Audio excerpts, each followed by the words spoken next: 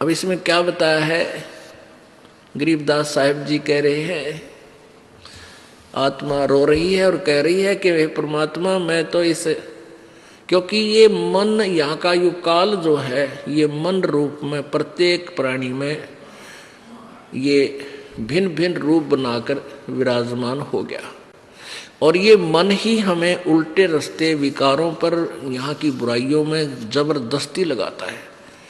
और सत भक्ति की तरफ जब कोई कहता है तो कदम नहीं रखता, अड़ियल घोड़े की तरह खड़ा हो जाता है चारों पैर गाड़ के,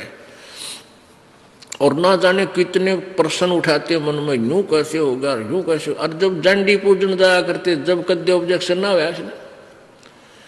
व्रत रखा करते किस्से का रखवाले, जब कद्य ऑब्जेक्शन नहीं कराया,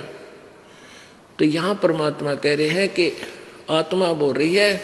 कि मैं तो दे दी है बाल्यम याने नू, ये मन हमारा मालिक बन बैठा, पति बन गया। और आत्मा कहती है हम तो इसका बांध दी परमात्मा बंध गए। और ये क्या करता है, गीता और भागवत पढ़े, न बुद्ध शब्द ठेकाने नो, गीता पढ़ा करते,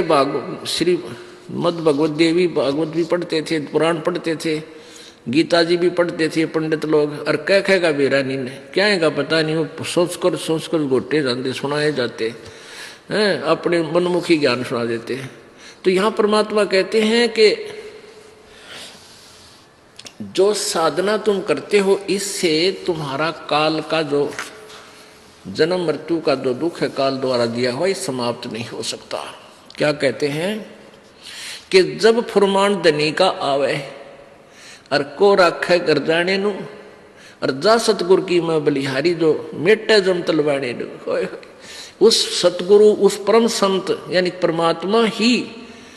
वो सतगुरु रूप में आता है। और यदि अपने किसी खास रिप्रेजेंटेटिव को भेजता है तो प्रभु अपनी पावर उसको देता है,